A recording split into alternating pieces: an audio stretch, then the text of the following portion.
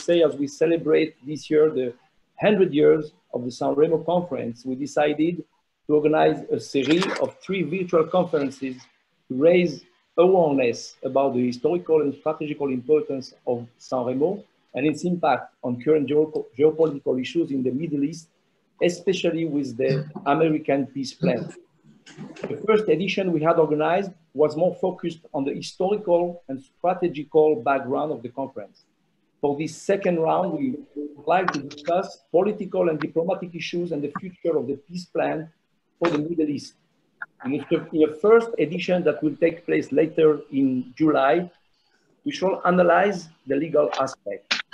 We are very honored today to gather online 3 very prominent speakers: Jason Greenblatt, Ambassador Dore Gold, Ambassador Christophe Farnaud, and Anna Azari.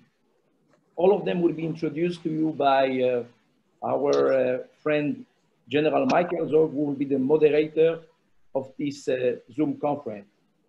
The event tonight is part of the Elnet's online political exchange program, which enabled us since the beginning of the health crisis to hold more than 40 virtual conferences. We at Elnet are convinced that Europe can and must play a role in helping the parties find a path to reconciliation and peace. And for that, Europe must have a positive vision and a more balanced attitude. We also believe that among friends and allies that we can express disagreement without resorting to condemnation and threats. And as Shimon Peres was used to say, to make peace is like tango. It takes 2. There is Israel for sure, but there is also the Palestinian Authority, which has its share of responsibility in the situation of blocking the peace process, and which, unfortunately, we think it's never questioned about its dysfunction and its mistake.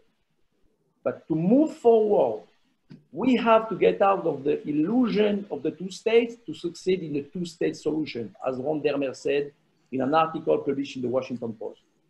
If we are going through tough time worldwide, and particularly in the Middle East, we have also an opportunity to discuss and maybe define new parameters to reach peace in the region.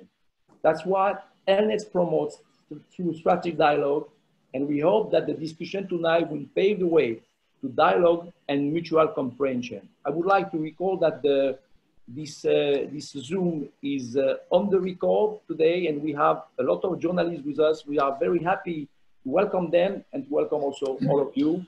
And I'm very happy to give now the floor to our first speaker, Anna Azari, for introducing and opening remarks. Anna Azari, please, you have the floor. Unmute, unmute.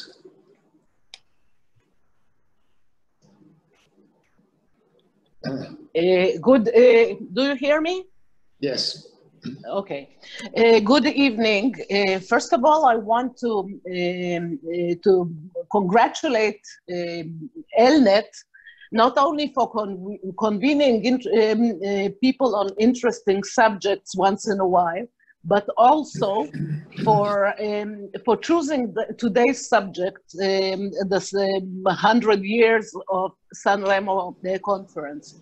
One of the reasons I think it's so good, it's a good title and a good opportunity, is because somehow, without us noticing, the Jewish narration got lost in space.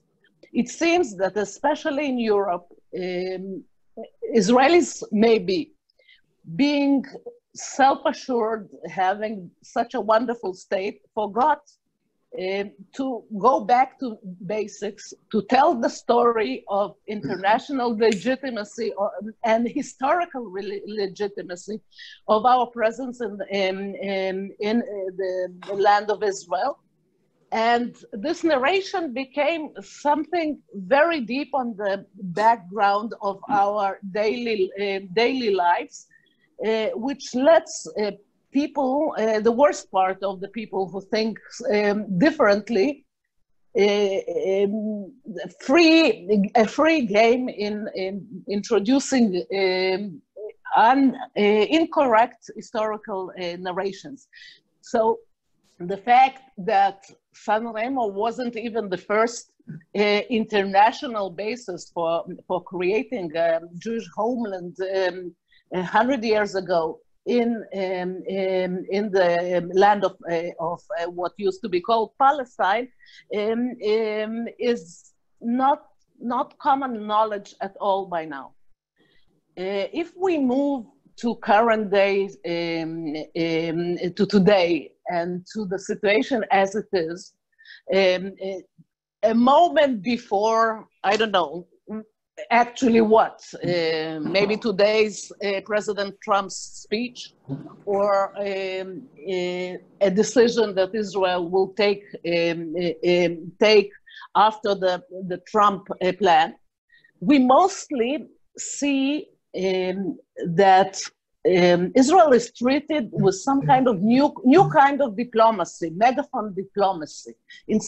Very often, instead of talking to the Israelis, we get those declarations, letters, statements, and so on, threatening with different punishments for decisions which were not yet taken. I'm not sure that other countries are treated like that normally. The last one was the letter, the European letter against annexation signed, published a couple of days ago. Hopefully the last one. Now, on the positive side, we do have a new government. It took us a very long time this time to get around to building a new government, and actors on the international arena and are starting to speak with us, to talk to us, and not only to talk at us. Already during the last months, first of all, we have quite an amazing activity, mostly not Zoom activity, rather phone activity with our new government. A lot of discussions with European leaders. I, of course, coming from the Israeli Foreign Ministry, know more in detail about the activities of the Foreign Minister of Israel, and I think that we are in the midst of a wave of conversations with European leaders. And the interesting part is that we are not only talking about bilateral conversation, but also conversations with High Representative Borrell and people from the structures of the European Union, not only country by country. I hope that the countries, at least some of the countries, will give us support inside the structure of European Union, whatever the government decides in a couple of weeks. I think that going back to the title of this conference, I'm coming back again to Elnet and to history. I think that giving this name and this angle for our today's meeting gives the right framework for discussion of not only of the past, but also of what is about to come. Thank you. Thank you very much, Anna. I should mention that Ambassador Anna Azari is Deputy Director General of European Affairs at Israel's Ministry of Foreign Affairs. Let's now move to our discussion. Thank you all for joining us. The title of this conference is 100 years after the San Remo Conference, the prospects for Israeli-Palestinian peace. So as you can understand from the title, we are combining a historical perspective with contemporary discussion of the Israeli-Palestinian conflict. 100 years ago at San Remo, the international community, and mostly European major actors recognize the right of the Jewish people to self-determination in their own ancestral homeland. And today, 100 years on, we have a thriving state of Israel. We have an unresolved Israeli-Palestinian conflict, and we tried for many years to resolve it. I myself was involved in negotiations for well over 20 years with them. We have the Trump plan setting the context for discussion today and offering a new and a different paradigm. And we have the stated intent of the government of Israel to apply Israeli law or sovereignty in parts of the West Bank. So this is the context of what we're going to discuss today. And we'd like to look at how you factor in to this discussion the historical perspective, the legal dimension, and the contemporary geopolitical dimension of this. We have three excellent and well-equipped panelists to discuss this. Jason Greenblatt, former US President's Special Envoy to the Middle East and one of the main architects of the US Peace Plan. I've had the pleasure of interacting with Jason and always was impressed by his seriousness, intelligence, and his ability to listen. We have Ambassador Christophe Farnaud, who is the Director for North Africa and the Middle East at the French Ministry of Europe and Foreign Affairs, and is a very well-known diplomat. And we have Ambassador Dore Gold, who is the President of the Jerusalem Center for Public Affairs and a former Director General of the Israeli Ministry of Foreign Affairs, also a well-experienced diplomat and analyst. Our program will be, each of the speakers will give opening remarks on the topics, and we send them some questions or topics to relate to for about 8 minutes. Then we'll have a moderated discussion. Then we'll open up to the participants to ask questions and offer some comments, so we have a discussion. And I would like to start with you, Jason, given the fact that the context today is the Trump peace plan, and if you can start by offering us your perspective. Sure. Thank you, Mike, and thank you to the host for organizing this important conference. I'll start just by addressing something that Aryeh quoted about it takes two to tango, and I think that is accurate, but really it takes a conga line. I'm now out of the White House for 8 months. I spent 3 years in the region, deeply enmeshed in discussions ranging from ordinary Israelis and Palestinians and other Arabs in the region, to the leadership in the region, to the leadership around the world. And last night I did an interview on Al Jazeera. It was a debate almost between myself and Dr. Nabil Shaf. And I realized how much nothing has changed. And Mike, I agree, the historical context is important, the legal context is important, but the reality is we will never, ever be able to get the two sides to agree on the historical context and the legal context. And on the legal side in particular, we will never get both sides to accept the legal arguments that they have, and there is no court, and there's no organization, and there's no country or group of countries in the world that will ever be able to make a binding legal decision on the legal arguments. And therefore, I feel more and more, and I still spend a great deal of time each and every week during these past 8 months, and I hope to continue to do so. I feel more and more that we have done a tremendous disservice to the peace process by digging in our heels and demanding that certain historical or legal contexts are the only way forward. And let me explain what I mean. Last night, Dr. Nabil Shaf, and I don't speak Arabic, but they had an interpreter, railed for 4 or 5 minutes in each of his answers with the same talking points that have been said by the Palestinian side for years. Blame everything on Israel, or in last night's case, blame everything on Israel and the United States, accept no responsibility for the issues, don't acknowledge that some of the suffering that the Palestinians have gone through is through bad leadership decisions and lots of things that they did themselves. demand that international law, how he defines it, is the only way forward. And if that is going to be the attitude of the Palestinian leadership, the European Union, the United Nations, and the world, we will be talking about this till we are, till our grandchildren and great-grandchildren are going to be on this Zoom screen or whatever type of technology they're going to be using in the future. And that would be a tremendous tragedy for the Palestinians, who deserve dignity and security and respect and prosperity. And it would be a tremendous tragedy for the Israelis, who deserve safety and security. And it would be a tremendous tragedy for the mostly young generation in the region who are thriving for different kinds of lives. I don't subscribe to the theory that this is a Middle East peace process. Solving this conflict is not going to solve the rest of the very tough and tragic conflicts in the region.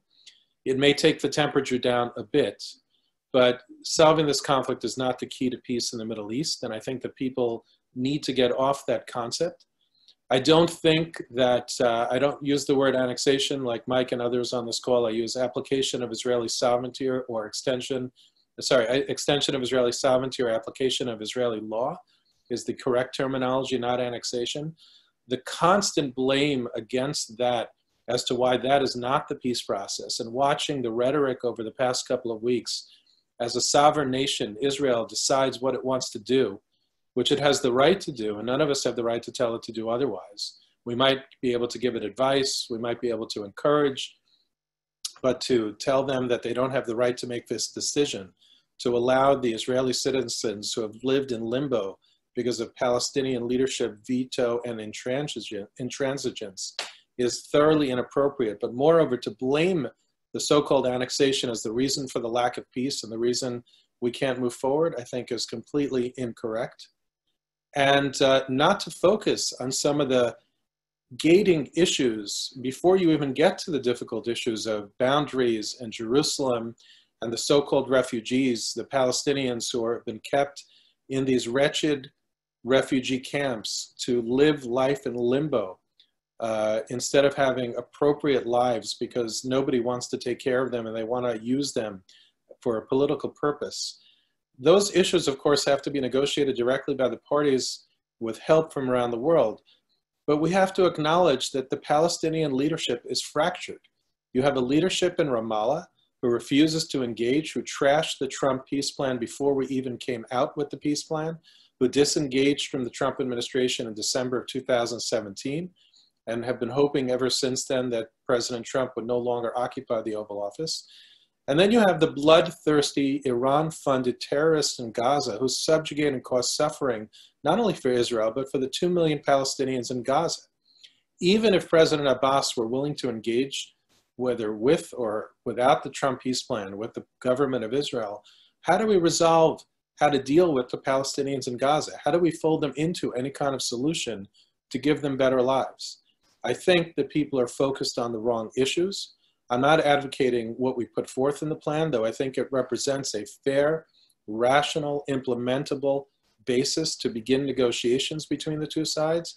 But I am saying that the world is looking down the wrong lane when they think that they could constantly say the same things over and over, point to UN resolutions that are both ambiguous and not binding and are interpreted differently around the world, and think that eventually that is going to bring peace. And that is a tragedy for the entire region, and I think we all need to do better so we could bring better lives to all of those people who are suffering from this long-standing conflict. Thank you. Thank you very much, Jason. Let me now turn to Ambassador Christophe Farnaud. The floor is yours. Thank you very much. Hello, everyone. Thank you, first of all, to Elnet, and in particular to Aryeh Ben Semoun, whom I met a few months ago, and I'm happy to see again. And thanks, Elnet, once again, not just for using this anniversary to organize just an event, but it's not every event. I think that given the current circumstances, it's good that we can have this dialogue that was mentioned before. I think it's the only way for us to avoid misunderstandings and maybe be able to progress. So I will be very brief for these opening remarks. First of all, of course, just to mention that 100 years after the San Remo Conference, I think we are at a turning point. And yes, in the last century, a lot has been achieved, basically. And just mentioning the creation of Israel is enough, I think, to see what a change it was. And I just not want to mention it. I want to mention as well the very strong relations that were built on that.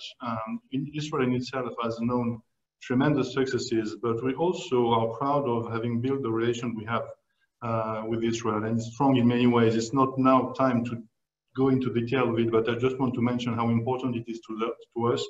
And we really want, as France, to go further with Israel on that. Second thing, yes, on the peace process itself, or more on the Palestinian-Israeli conflict, which was an Arab-Israeli conflict before that, a lot has been achieved through terrible times as well. If you look back at the beginning of it and where we stand now, a lot has been achieved. But and I won't go into the detail of it. Once again, we won't have time for that. But it's true that in the last years, there has been a clear lack of progress, which is not satisfactory for anyone. And there has been tragedies, and we do not underestimate the losses that it caused to Israel in particular. But that said, should we say that there is no way out, no possibility by keeping the international framework that has been slowly established? For us, the answer is no. We consider that the solution should be reached within the international framework and the parameters that were agreed along the years. So, and that's France's position. You know, and I will just give it in 3 elements. One is the framework, and so the framework is clearly international law, including the UN Charter and the UN resolutions and the agreed parameters. But I have no doubt that all participants and listeners know about it, so allow me not to go into the detail of it, but we can get back to it later. So the framework, of course, the goal being to establish 2 states, so it's the famous 2-state solution. We still believe in it more than ever, I must say. To us, it's the only way to have a lasting solution. 2 states living in peace and security, which is key. As you remember, France has always been committed to Israel's security and will remain committed to it very strongly. And third, of course, then there is a method and approach, and this has to be through direct negotiations between the parties. When you have a conflict, the only way out is to have the parties decide together what they want to make out of it and what kind of solution they want. Otherwise, you bring only more trouble at some point. So these are the 3 key elements. And what we want to do is to go further along these lines. Against that backdrop, clearly the potential annexation of territories would not help. And it would, in a way, jeopardize the 3 elements I mentioned.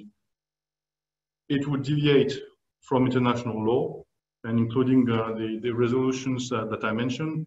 And let me just mention Resolution 242 and 2334, for instance, which has to do with the basically relying on the principle of acquisition of territory by force, which is not recognized. And second, it would call into question the 2-state solution, because clearly from what we know, but once again, nothing has happened, and the issue is not to prejudge anything, but just to think and look at what we've heard. It might endanger the solution of 2 states by making it impossible to have a viable Palestinian state. And third, of course, it seems that it contradicts the logic of the negotiations in itself, which for us cannot be satisfactory. So if you look at it, clearly there is an issue. And once again, it has to be discussed. And this is what we've been doing, by the way. We've been talking to our Israeli friends. And our minister spoke to Minister Ashkenazi just a few days ago about that. Among friends, you have to talk frankly, and that's what we've been doing. But clearly, then we have to mention the fact that if it went on, such a decision, of course, would have negative consequences. That's the reason why, basically, we have to be very cautious about that. It would have consequences a lot for the Palestinians and the Israelis themselves, probably, because basically it might play into the hands of extremists, basically. And this is what we want to avoid.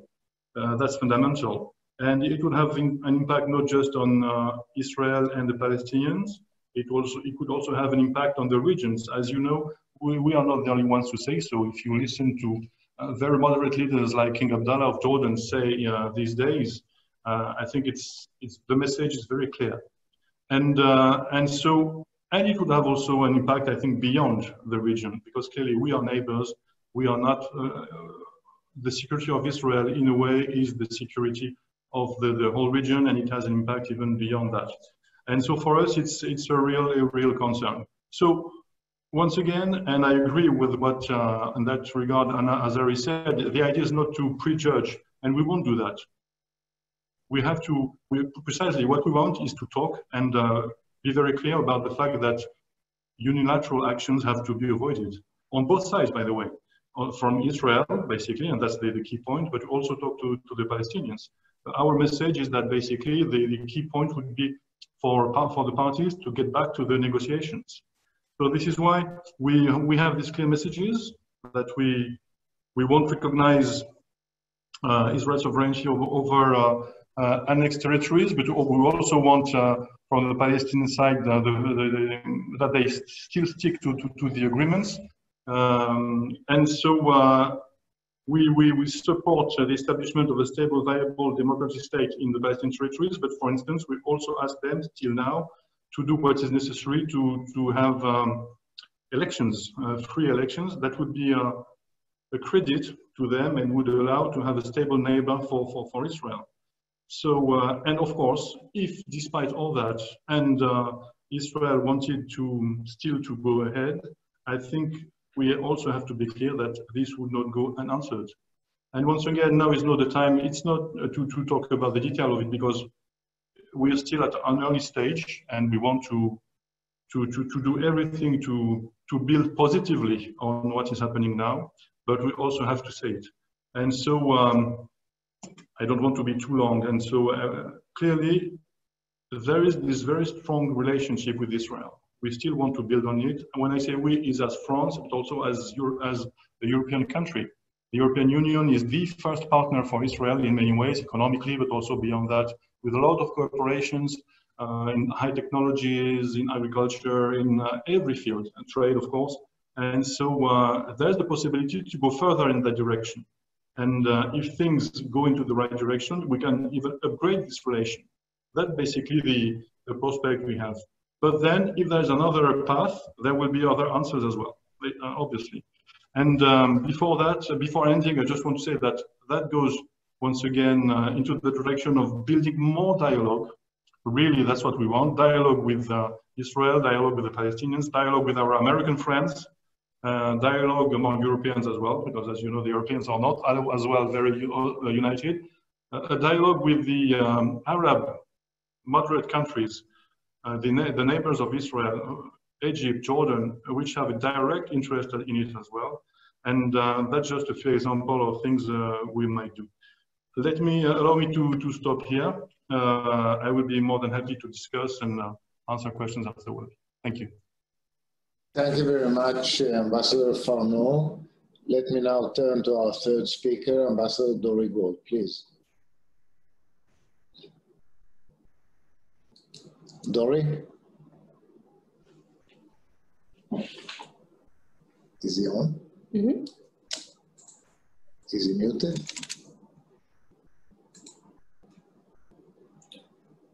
There you go. Dore, Dore, you have to be unmuted. He's mute. Yeah, he needs to unmute himself. Dore, there's supposed to be a question on your screen that asks for you to unmute. You have to unmute. You have to unmute. No. Yeah, he needs to accept unmuting. Dore, you have to unmute or accept the option of unmuting. Do you see on the bottom of your screen a button on the left says mute and unmute? Dore, can you hear us? Unmute, unmute.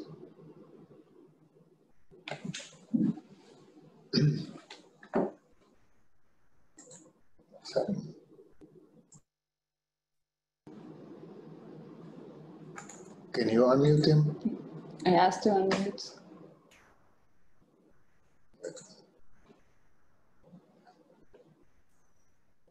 We're sorry, but let me see.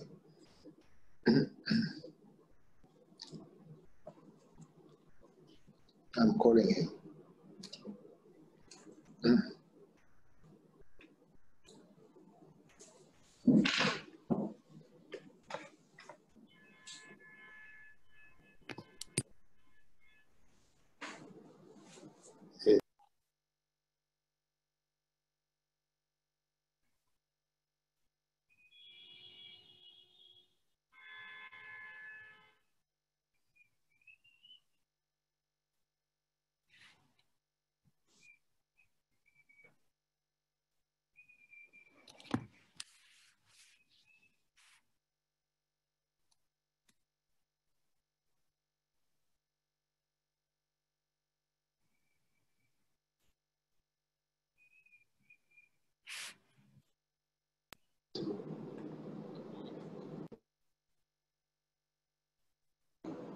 He's unmuting, nothing happens. All right, so we'll try to fix the issue.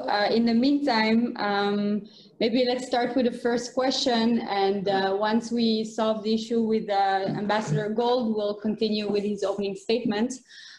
So I would like to give the floor to Ivan Levinson from Bloomberg to ask a question. Thank you so much. My question, I guess, is for Anna. You know, European countries have taken a very strong stance against Israel's plans for annexation, and so I'm wondering if you're anticipating any economic sanctions from individual countries, and why you think European countries have been so much more strong in their warnings on an annexation compared to past moves like the Jerusalem embassy move.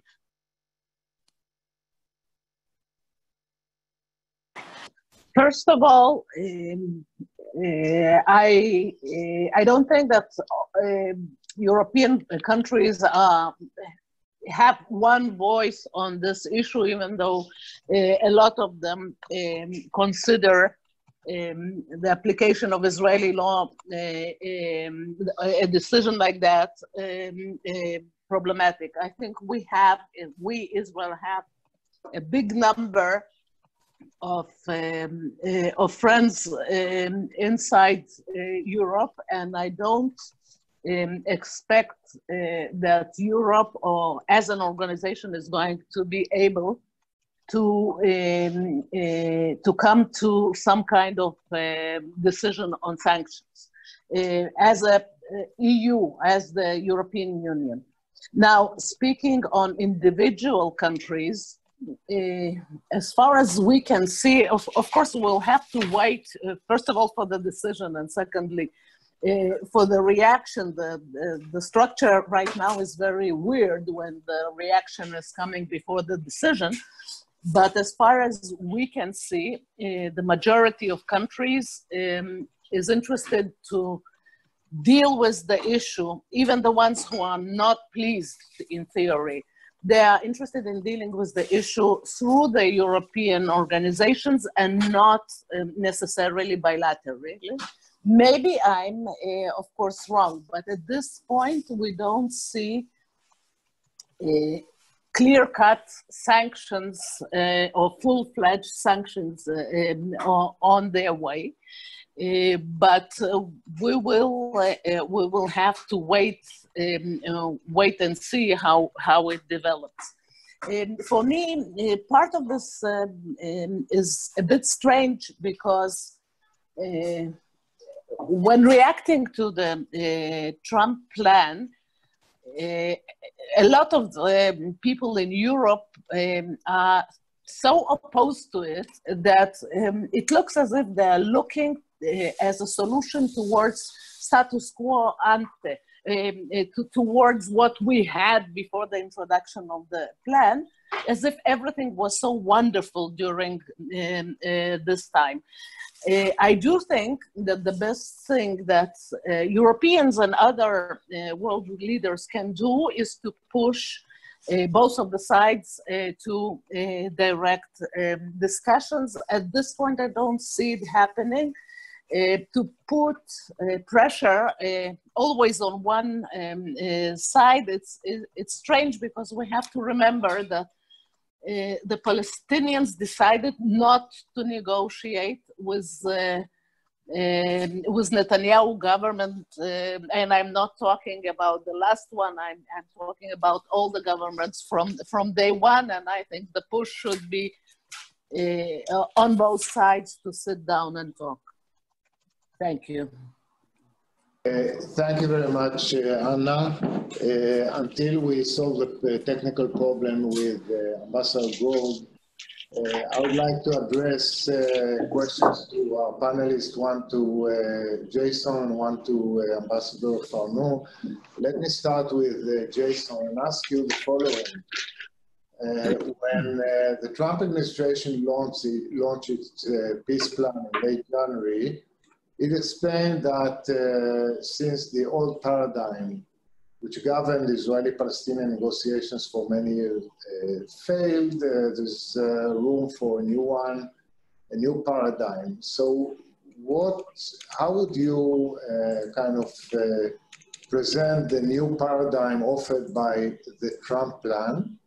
And in that context, where do you see the issue of the application of Israeli law sovereignty? I mean, there is a debate whether applying Israeli sovereignty now helps the US plan or undermines the US plan. So if you can address these questions, we'd be grateful.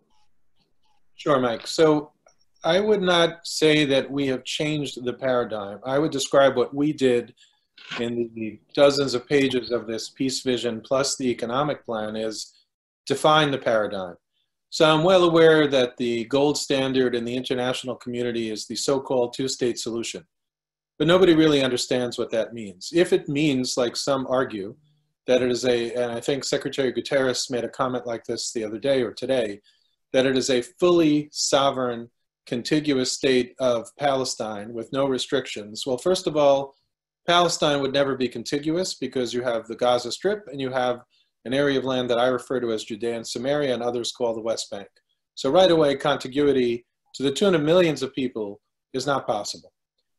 Full sovereignty. If any country thinks that they have the right to demand of Israel that Israel does not have the obligation or the necessity to protect its citizens, and would demand that Israel accept a Palestinian state, that would be like what happened in Gaza, where they could be threatened day in and day out with terror tunnels, balloons with weapons on them, rocket fire.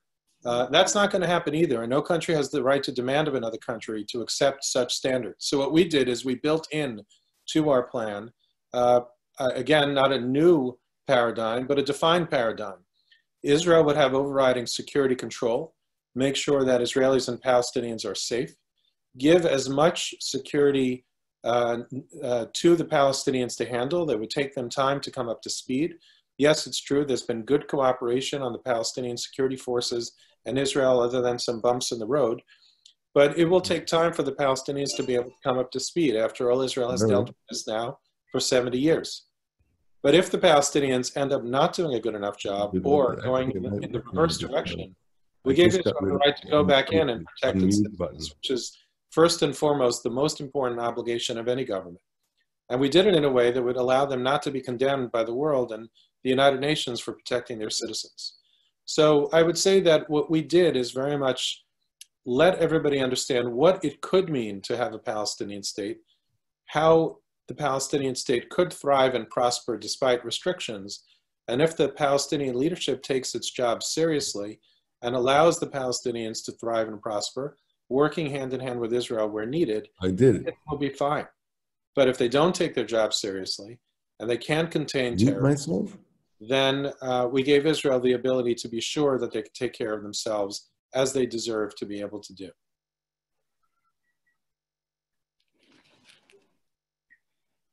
Mike, did I answer all the questions or did I leave something out?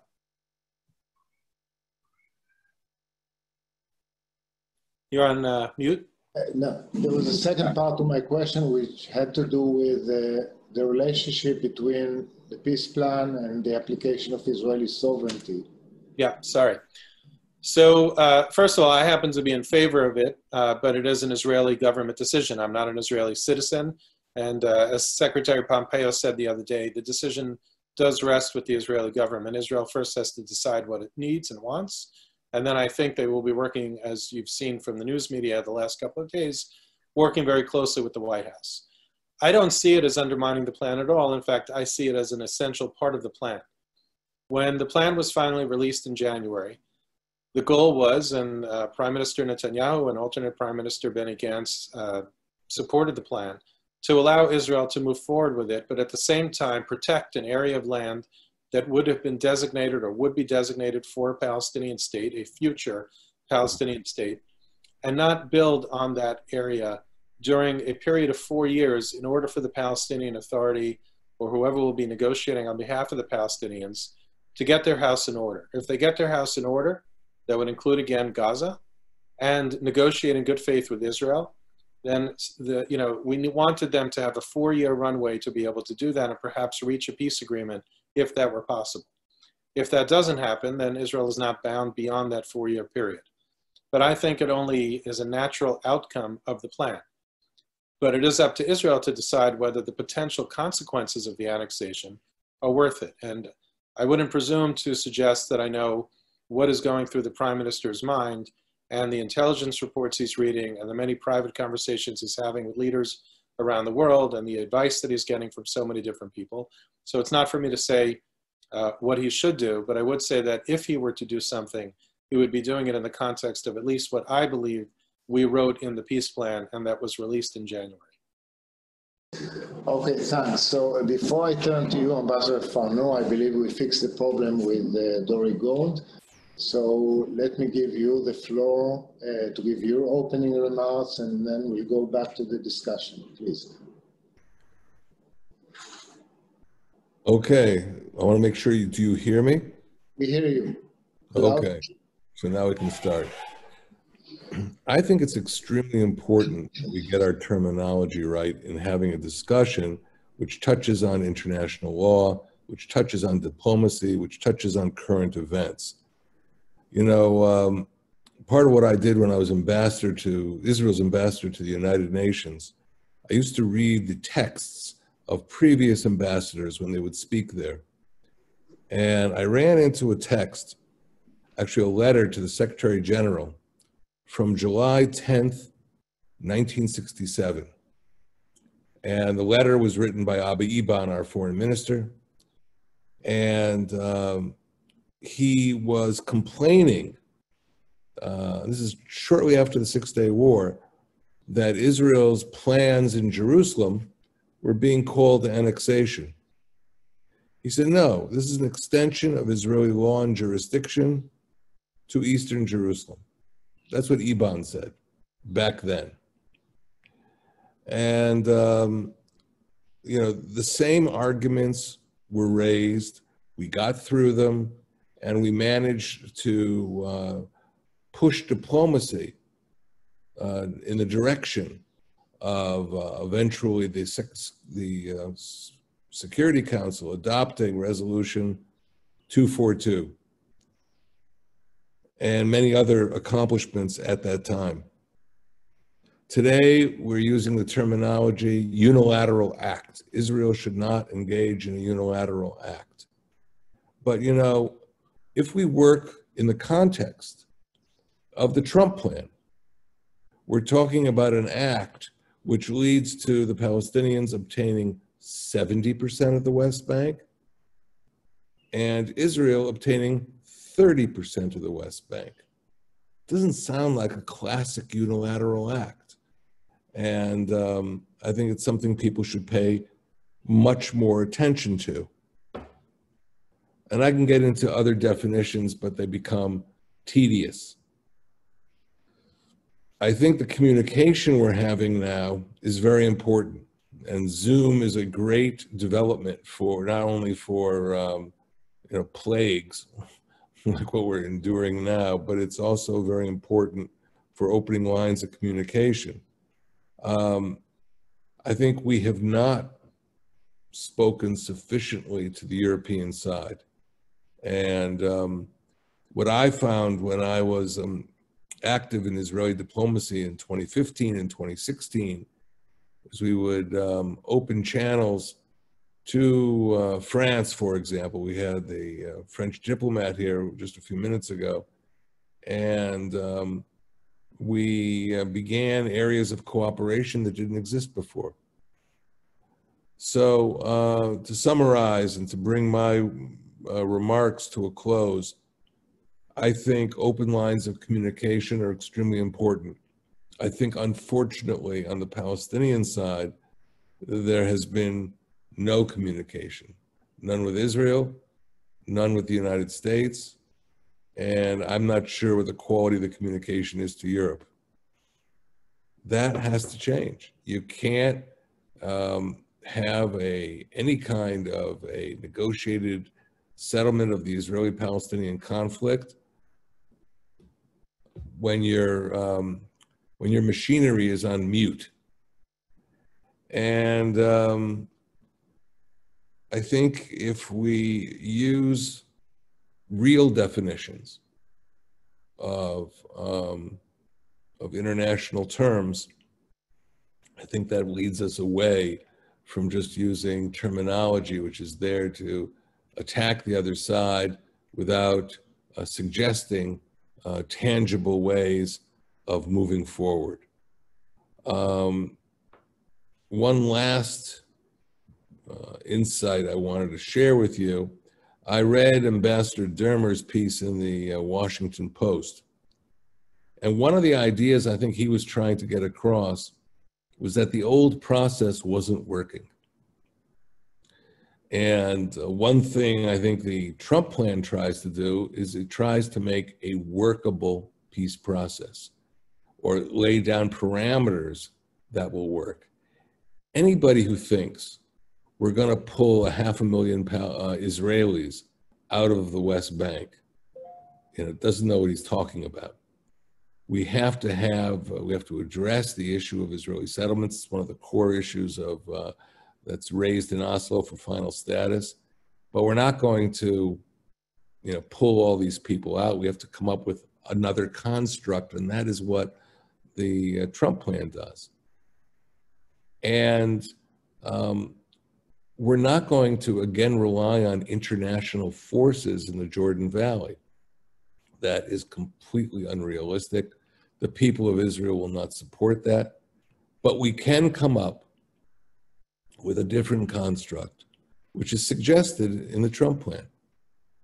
So let's get out of formulae that are not going to work. They won't be accepted by the people of Israel. And I think we can come up with other formulae that will attract, of course, the Israeli population, but will also attract the Palestinians. And I think that's what the Trump plan's trying to do. So we should give it a chance. And I think we will perhaps get to first base in peacemaking, which nobody has done for many, many years. Thank you. Thank you very much, Dore. I would like to ask one more question to Ambassador Farnaud, and then open the floor to participants to ask questions. And my question to you is the following. You mentioned the well-known French and European position that the Israelis and Palestinians should base themselves on established international mechanisms, UN resolutions, international law, and so on, talk about or aim at a two-state solution based on a negotiated settlement. How do you answer criticism from Israelis, Americans, and others who tell you that the parties have tried this paradigm for well over 2.5 decades, they failed, and that even if you get the parties to sit down and negotiate today, it will lead nowhere. There will not be a breakthrough. Maybe will even do some damage. So assuming that paradigm didn't work, why do you keep repeating it? And do you have any alternative in mind? Thank you very much. Well, first, just let me be clear. It's not just the French or the European position in a way, as was shown by the debate at the United Nations yesterday, and by some recent statements by the UN Secretary General, for instance. It is a position that is widely shared. Of course, maybe there may be nuances, but many people around the world and who are interested in this key topic share this position. So it might mean that there is some truth in it. And yes, you're right. In the last years, we haven't seen satisfactory progress. We even saw in some way terrible events. And so, but does it mean that we should not persevere? I don't think so, because maybe precisely it stopped and should resume, provided, once again, both parties decide to see each other and start to talk. Which is clear is that it cannot be imposed on them by partners, by the international community. It has to come from the Israelis and the Palestinians. But precisely, it cannot be imposed on both parties. So you have to make peace with someone, then you have to talk to these people. So by choosing to try and impose it directly on the Palestinian side, cannot work. It simply can't. To make peace, it takes two to make peace. I won't use the usual phrase to tango, etc., because it's too serious in a way. But clearly, that's the history of humankind. Each time there was a conflict of some sort, you needed both parties to agree to find a settlement. And this is why, as far as we know, this multilateral approach, I mean, I'm talking about international law now, has been considered worldwide as the best way to settle your differences. And by the way, this is why what I said does not just apply to this conflict. It also applies to other areas in the world. And this is why, by the way, what will be done on this particular case might also have an impact on the perception and the treatment of the cases in the world. So that's the key issue. Then, do we have the new paradigm or the new solution? Of course not. I think nobody has. If it was the case, it would be used already. But precisely how to find it, by seriously choosing not to sideline one side and do things on your own, but precisely to sit again with the people you have. And right now, I think that the Palestinian Authority, with its limitations, has shown that they have a moderate approach and start to talk again. And, you know, nobody expected the breakthrough of the Oslo agreements when they happened in a way. And they did. And it was something that was worldwide acclaimed. And I think that it created hope in Israel as well as among the Palestinians. So we still think that's the only way to go ahead.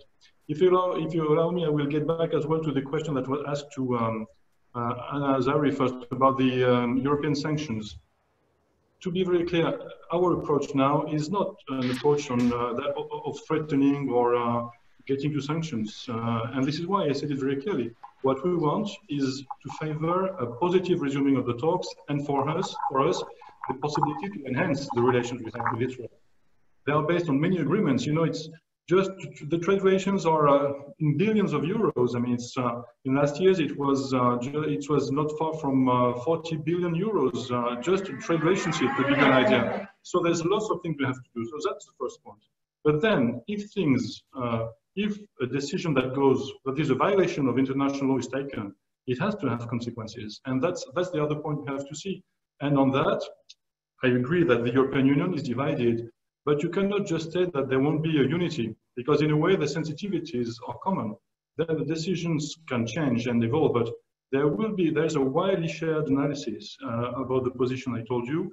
And so I think it has to be taken seriously. All the more so as not all agreements that we have with Israel need the unanimity on their vote. And so you have first the European position that can lead to conclusions, and then you also have, as was mentioned, but that's quite serious, national decisions as well. And so, and that can be coordinated. So this is something that you have to take into account, although once again, for us, it's not the main scenario, and I will get back to what I said before. The best thing is that things do not happen in a way, or more than that, that positive developments happen, and in that we will be ready to support that, not just as France, but as well as the European Union. Thank you. Thank you. I believe, Jason, you have a question to Ambassador Farnaud. Yes, thank you, Mike. Ambassador Farnaud, forgive me, I've been out of government now, in particular during this process. So I'd like to understand how France and other countries, because you're not alone, who are gently or strongly threatening Israel with consequences if they move forward with so-called annexation. Yet when it comes to things like the Palestinian Authorities' pay-to-slave program, where they encourage Palestinians to harm and murder Israelis, using, by the way, French money and other money, your taxpayers' money, or Hamas when it threatens Israel and fires rockets over, and these things cost, real lives, real destruction. Why are there no similar threats on the side of those types of actions, which to me are far more harmful to the peace effort, far more harmful to life? I'm just curious about that. Please, unmute. Yeah. No, let me be, yeah. Sorry. No, on that, there is absolutely no hesitation. We are as hard as can be on any violence, on any side. And so I'm sorry, but if you just read and take into account what we said and the way we acted, each time there was any attack on Israel, I mean, clearly facts show that, I'm sorry to say, but what you described does not correspond to our position. We say it and we do it. And as you know, Hamas is on the list of terrorist organizations of the European Union. And as you know, well, maybe you should know, all the aid we give to the Palestinians is precisely to help and stabilize these territories in a way that favor a peaceful democratic state. So, and so all the projects we have are screened and checked, and of course, if there's changes we have to make, we do make them. So no, we clearly do not compromise on Israel's security in any way. And on that, I can be very clear. Okay, thank you. Let's move to questions from participants. And first is Ariel Kahana, diplomatic correspondent of Israel Hayom. Please. Ariel, is he online? Mm-hmm. Hi, can you hear me? Now, yes. Okay, thank you. So my question is directed to Mr. Greenblatt. Hello, Jason. There is, I would say, a few possibilities. Sorry, it's a bit messy here. Sorry. So there is few possibilities of discussion here in Israel and probably in the White House as well in the last days, whether to do the entire step in one action and then pay the price, maybe the French price or the European price, as we heard, or do it stage by stage, step by step, one after another, and see whether it goes or not, whether it's good or not. I wonder, Jason, how do you see this issue, this question? Thank you. Thank you, Ariel. It's good to see you, and it's a good question. And I don't mean to be evasive in my answer, but you'll find it evasive. I just don't know enough information as to what is being said to answer it. But one thing I will be clear about, I think that the price that will be paid is going to be fluid. So whether you do it in one shot or multiple stages, I think that countries who want to react to Israel in a negative way will watch and see how things go and either ratchet up the consequences or reduce the consequences depending on how things unfold. So it's a tough question to answer, and I'm ill-equipped to really answer it, given that I'm a private citizen now. Thank you. Let's move to another Israeli journalist, Eldad Beck, please.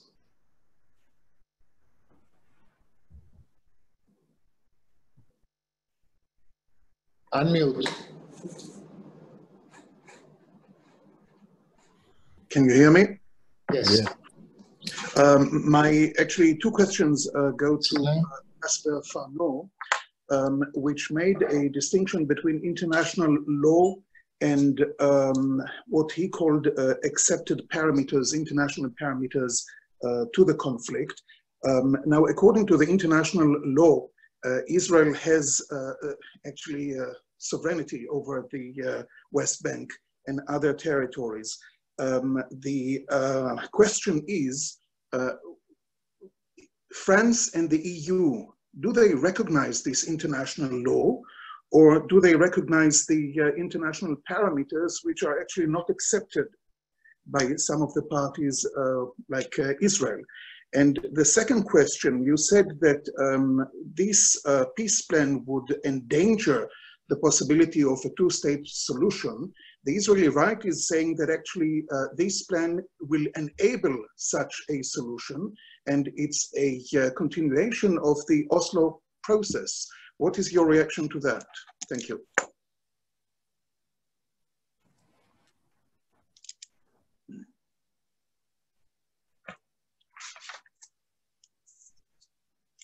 Hello?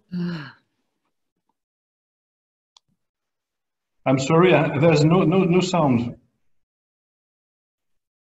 I have no sound. You didn't hear Mr. Beck's question? Can you hear us now? Can you hear us? So we'll try to fix the issue. In the meantime, there's no sound. I can't hear you. You can't hear us? Okay. Cool. All right, so we'll try to fix the issue. In the meantime, I guess we should go for the next question. But is anybody helping? We'll try. Okay. Okay, until we fix that problem. I don't know if you can hear me, but I have no sound, so I couldn't hear anything of what was said for the last 5 or 6 minutes, or 10 maybe. We can hear you. We can hear you. Yeah, but he didn't hear anything. Okay, we'll fix it. Let's move on, and let me give the floor to Yotam Confino from I-24. Hi, everyone. My two questions are for Jason Greenblatt. And Jason, I would just like to ask you, first of all, very few people had predicted that, in fact, Netanyahu and Gantz would one day sit together and discuss annexation. And it seems to be very, very difficult for them. There is no coherence, really, and no statements coming from them about a joint plan.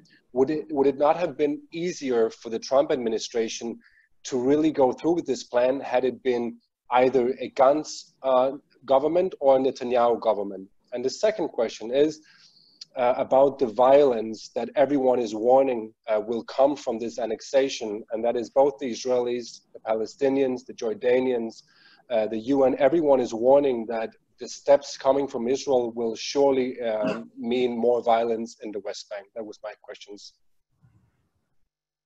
So on the first question, would it have been easier? It's so hard to predict, right? You know, Israel is a democracy. You have your unity government, duly elected, and thankfully you're a democracy. So very hard to predict the answer to that question. We deal with the White House is dealing with the cards that have been dealt. And I think there's a strong cooperation with both Prime Minister Netanyahu and alternate Prime Minister Benny Gantz.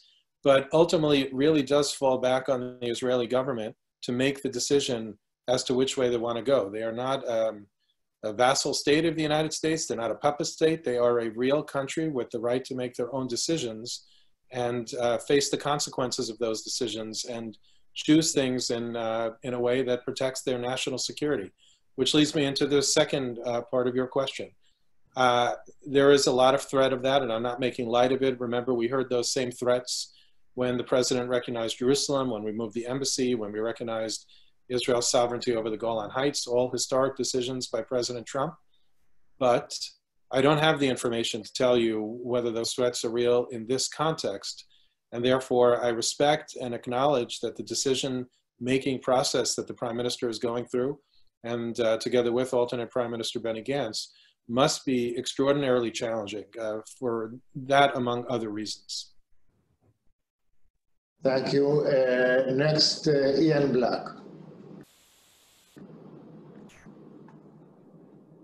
Ian, are you with us? No. No. Okay. Who's this? Mr. Antebi, please.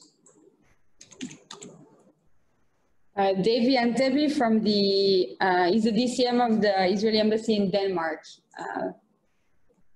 Please ask your question. Davy Antebi. All right. Is he with us or no? Yes. Okay, well, I will just read his question out loud.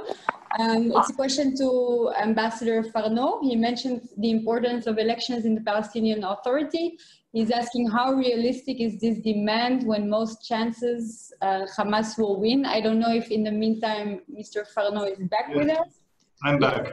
Great, so. Okay, so. Sorry for the disturbance, but anyway. Okay, glad to have you back. So this question, but there was a previous question by another journalist about, you know, when you talk about international law, Israel regards it in a different way. And how do you answer this, the Israeli claim that we have no lesser rights? I'm interpreting his question, no lesser rights in the West Bank. So how do you factor that in? And it's in the context, of course, of 100 years to San Remo. Yeah, thank you very much. So no, on Palestinian elections, yes, of course, it is very difficult. We do not underestimate it. And I know that the Palestinians themselves say it. And I know there is also, there's for instance, there's the question of organizing the elections first, including the question of Israel, of Jerusalem, etc. And then, of course, there will be there's the challenge of the result of the elections. But, you know, if you want to play the game of democracy, based on the principle that you think that's the best way to avoid further crisis, then you have to take the risk in a way. And basically what we think is that reconciliation, not in a naive way, but political reconciliation and a kind of unity would favor a stable and more lasting possibility for a solution. That's it. So we do not underestimate the difficulties, but the current situation clearly is not satisfactory.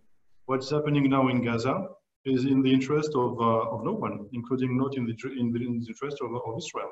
So that's the point. But clearly, once again, we do not pretend that we have the solution or that it would be easy. No, clearly not. On the other point, I respect the opinion of the listeners, of course, and we can discuss that. But when you talk about international law, I mean, this is something which is established, which is recognized, which is the basis of the international relations among the states. So it has, and we all play by the rules. So when you refer to resolutions that we're adopting according to the rules of the organization that everybody has accepted as members of the United Nations, I mean, they have to be respected by all the member states. That's the thing. Then, of course, within that framework, and that's why I use the word framework, it's the broad, it's once again the set of rules and the existing system within which then you promote your positions. So that's exactly where we stand. This is why we mention it. And once again, since the Second World War, it's been the common perception that having this multilateral system is the best way precisely to settle differences, because the world is made of differences between states, and do it in the most satisfactory way. It's complex, it takes time, obviously, but once again, then it's within this framework that people and states basically have to defend their positions.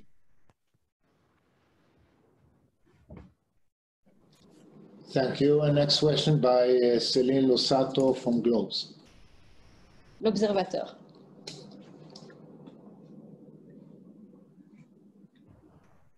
Floor is yours. Can you hear us? Unmute. Unmute.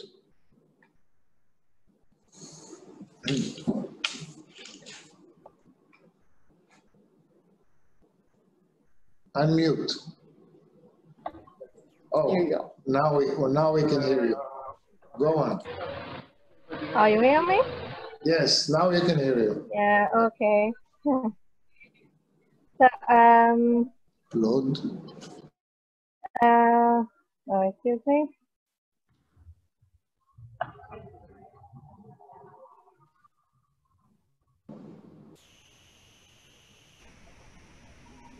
Okay, we can't hear you, Celine. So perhaps, let me see if I can see your question in the chat. If not, we will go to the next one. Maybe in the meantime, if Claude Trink can ask her question, and then I'll try to find Celine's question. Hello. Yes. Hello. Okay, I heard Ambassador Farnaud mention the importance of the discussion and sitting discussion between Palestinians and Israel, but I didn't hear about any action by the European Union or by European countries exercise on the Palestinian to go and to engage into discussions, because we noted that immediately, even before the Trump plan was presented, there was a total rejection of any discussion. So what is the rationale of the attitude of the European countries? Jean-Louis. Yes, thank you. In fact, yes, we also passed the message to the Palestinians that the best solution would be to resume the talks. But of course, and I cannot speak for them. I don't want to speak for them, and I cannot speak for them. But my perception is that provided the circumstances, the conditions are met, the Palestinian Authority would be ready to resume talks. But then, of course, it's not. I cannot speak for them. But as far as we are concerned, as France and as European Union, and you can read the statements we issue regularly, we are in favor of resuming the talks. And once again, we go even beyond that. If you read our statements, we clearly refer to the fact that we call for both parties to avoid any unilateral act, and we mean it. We clearly mean it. So this is why we also ask the Palestinians to stay within the framework established by all these international rules I mentioned, including the Oslo agreements, and which means that basically we plead for negotiations and talk to both parties. And beyond that, we also have diplomatic talks. And in the meetings that we have with the Palestinian leaders, we tell them the same. So you're absolutely right. We have to push both sides, and we do. But clearly, now the last announcements were more on the Israeli side. Okay, next on the list is Jean-Louis Velez, please.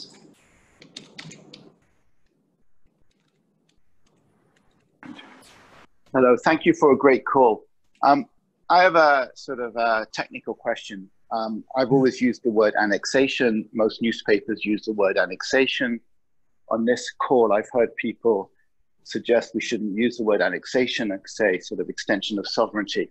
Could you explain the subtle differences? And if all people now agree that we should change the terminology? Dore, you would like to answer this question? Yes, do you hear me? Yes. Yes. I actually have written several essays on this question because, as I said earlier, I noticed that our foreign minister, Abba Evan, already in July 1967, refused to have Israeli actions around Jerusalem designated as annexation, but rather as an extension of Israeli law and jurisdiction. Annexation refers to actions which are viewed by the international community, and rightly so, as war crimes. And we believe that we are exercising our jurisdiction in areas where we have historical rights. It's not as though we decided to take a chunk of Iraq and extend our law and jurisdiction there. It's appropriate that this discussion today is in the framework of 100 years since San Remo. Because in San Remo, the great powers after World War I got together and designated the area that was to become British Mandatory Palestine as a Jewish national home. We were not alien. I'm not saying use the Bible. I'm saying use what was regarded as international law by the prime ministers and foreign ministers of the leading European powers. But it seems that this has been forgotten, and therefore emphasizing or going back to San Remo is not a bad idea, because that will allow us to at least be on an even playing field with our neighbors who are contesting our claims to these territories. So if you're going to talk about this question, the status of this territorial dispute, using terms that aren't that don't imply war crimes, that don't imply what annexation implies, those terms should be preferred and not using the language of annexation. Well, no, the question that was asked. So we have a question from Harold Hyman from C News. Let me just pop out the question. He would like to know if the people of an exchange of territories between Israel and the Palestinians would still be possible after an Israeli annexation. The proposal, that's a question to Jason. And namely, since in the Trump plan, if I understand the question, there is a territorial swap, how would Israeli application of sovereignty impact the possibility of a later territorial swap under the Trump plan? I'm not sure I follow the question. Meaning, if areas that Israel today might apply sovereignty to, if down the road the two sides agree to take some of that and move it to a state of Palestine, is that the question? If I understand the question properly, basically is asking, in the U.S. plan, in the conceptual map, there are territorial swaps. Okay, so Israel takes 30% of the West Bank and gives the Palestinian about 15% in other areas, like in the south of Israel and so on. And if I understand the question correctly, should it not be done as one package? And if Israel starts moving on its own and applying sovereignty, would that still enable later on that territorial swap? That's the way I interpret the question. Yeah, I mean, I think what Israel's doing when it applies sovereignty is also protecting those territorial areas that are anticipated to be swapped if the plan ends up being successful. So it's a natural outcome, but it could only come if there's a successful peace agreement. Israel would never give up that land today, only to find out that they hand over the keys to that land to an authority that has not yet made peace with it. I think I'm answering the question, but please tell me if I'm not. Okay. Yeah, I think you are. You had a question?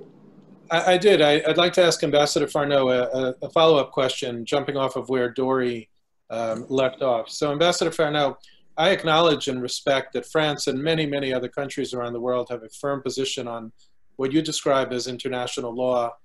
I don't agree with the interpretation, but I respect that the interpretation exists. are you suggesting that the United States Congress in 1995, when it passed the Jerusalem Embassy Act, and President Trump, when he recognized Jerusalem and moved the embassy based on our US law in 1995, and Secretary Pompeo, when he said that the settlements are not illegal per se, that the United States is violating international law? Or do you accept the fact that there is a difference of opinion between certain countries around the world, in this case the United States and some others, and France and others? So which is it? Are we violating US international law also, the United States that is? Or is there a difference of opinion on international law?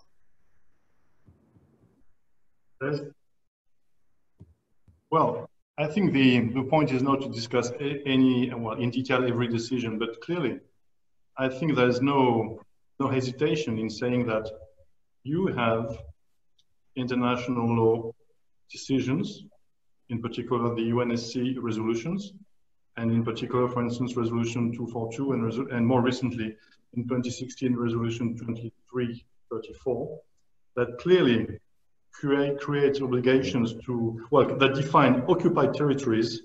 I think that might help as well in the debate concerning annexation or not. They define occupied territories clearly.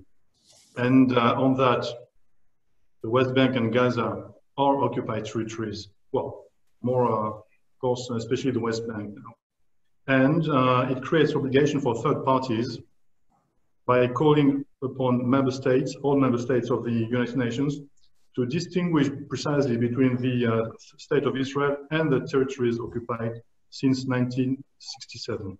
So by decided unilaterally to annex part of the West Bank, and it was the same for Jerusalem. We consider the status of Jerusalem still has to be decided according to the agreed parameters. So these decisions clearly are in violation of international law. I think that's the real framework. Right. So to follow through, I mean, I think what you're saying is that the Trump administration and the US Congress in 1995 violated international law by recognizing Jerusalem as the capital of Israel. We obviously don't agree with that. So I think there's a difference of opinion. And I think one of the problems with achieving a peace deal is unless everybody's willing to acknowledge there is a difference of opinion on this issue, we're going to go nowhere. I mean, you have the world's greatest superpower interpreting international law one way. You have very, very important countries like France and many, many others interpreting it differently. We have to agree that there's a difference of opinion. But if you don't agree there's a difference of opinion, then you're accusing the United States of violating international law the same way you're accusing Israel of violating international law. I think we definitely have to discuss more on that. But clearly there is a difference. There's a difference of position between the countries, and there's a vast majority at the United Nations that still think the way I just presented the position we have. Sure. But I totally agree with you on the fact that we should discuss more. Thank you. Definitely, we should discuss more, and many Israelis will tell you that when you define international law in terms of UN resolutions, you have to take into consideration that in many cases there is an automatic majority in the UN which is anti-Israeli, anti-US, and takes such decisions. And if you define that international law, I think many Israelis will disagree with you. Let's move to, we have room for one more question and then concluding remarks because time is short. Pierre Dassas, please. Pierre? Yeah, unmute. Okay. I'm on the air. Yes, we can hear you. Go on. Do you hear me? Yes. Okay. My question is for the French ambassador, Christophe Farnaud. Globally, the position of France didn't change for 50 years. Europe is not anymore united on that. And when you talk to the countries of the Visegrad group, when you talk to Greece, when you talk to Latvia, that represents about 10 countries out of the 27. they absolutely do not agree with France. So when you talk about the position of European Union, it's not true anymore. My question is simple. When could we expect an evolution of the French diplomacy if France still wants to play any role in this area? Do you think that France is a clever position for building Europe? That's my question. Yes, thank you. I'm sorry I couldn't hear the end of the question, but I think I got the meaning of it. I mentioned before, you're right.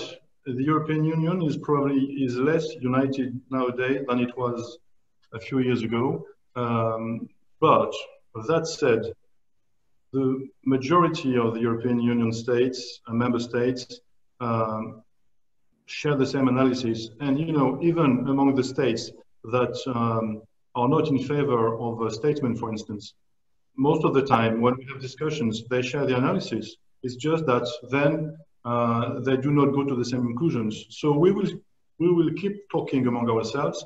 And as you can see, at times we still have the European positions, and more than once. And for instance, for instance, recently, there was no statement by the 27 member states, but there was a statement by the High Representative, Josep Borrell. And so, and Josep Borrell speaks in the name of the European Union. And as a politician and a professional, if he says what he says, it's because he knows that he can speak in the name of the European Union the way he does. So I don't say that what you said is true, but what I mean is that it's more nuanced, and there is still more unity within the European Union than what you describe. As for our position, by the way, yes, the principles will remain, but I mean, when you think your position is the right one, or at least corresponds to what you think is right, once again, being open to discussion, we don't have to change the main lines. But if you look over the years, yes, we have evolved. There are many topics that were not that central to the issue, and now that are more central, and so we take it into account. That was the reality of what was happening in the Palestinian territories, and we take it into account, etc., etc. So the fact that the principles remain, the three things I mentioned, for instance, including the two-state solution, does not mean that we do not adjust and do not discuss. But I think I think that's the best way to play a role. Although also, as we don't do it for our own sake, we do it because it's also our interest. But basically, the idea is to favor more discussion between the parties, and that's how we can do. And that's why when I mentioned the fact that right now we are not in a logic of sanction or threat, it's precisely because now we would prefer to be supporting the resuming of talks with a positive development and positive process between the parties. Thank you. Unfortunately, time is up, and we have to conclude. We'll take a few more minutes for brief concluding remarks by our speakers, and we'll do it in a reverse order. So let's start with you, Dore. I just thought it would be useful. Do you hear me? Yes. I thought it would just be useful to conclude with definitions, because again, people are swearing on a stack of Bibles that they support international law. And, there are very problematic aspects of international law that no one's paying attention to. The International Committee of the Red Cross, the ICRC, defines annexation as, quote, a unilateral act of a state through which it proclaims its sovereignty over the territory of another state, unquote. Now, why am I putting this on the table? Because I don't remember a single European state that recognized the sovereignty of Jordan over the West Bank back between, let's say, 1948 or 1950 and 1967.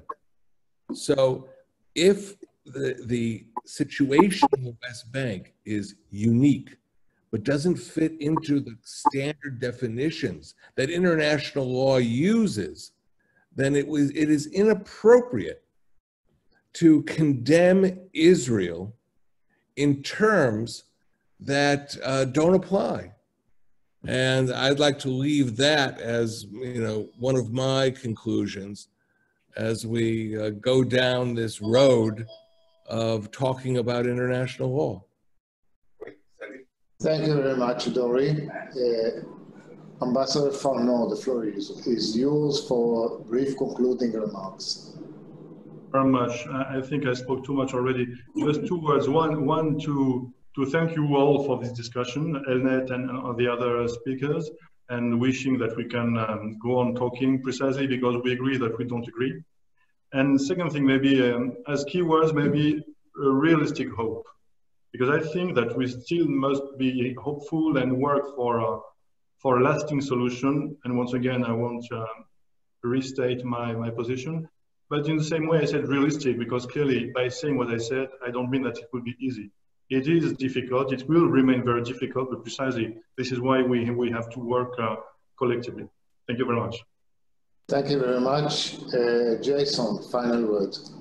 Yes, thank you for hosting. I want to personally thank Ambassador Farnaud for being very gracious with his answers to my questions.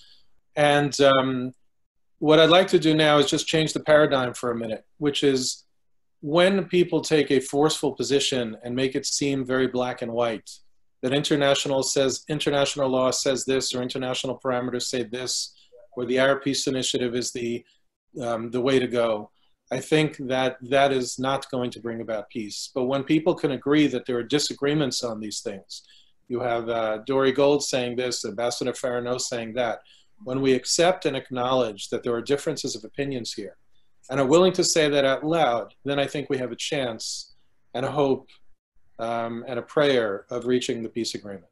So I hope everybody leaves this conference, and I think we should all leave here and spread the word forward to remind people how extraordinarily complicated this conflict is, that there are so many different opinions on international law and many of the other issues, and that the only way we will achieve a peace agreement is by acknowledging that and trying to work through them rather than using dogmatic statements that mean something to our own base or people or supporters, but mean nothing to the other side. Well, thank you very much. That concludes this conference. It was fascinating. Obviously, there are differences of opinion, and the idea of this platform is to confront conflicting positions and opinions and different paradigms, and I think we've done it. And to borrow from Ambassador Farnaud, this calls for much more dialogue, deep dialogue. I want to thank everybody for participating, contributing. Thank you all, and see you in our next conference.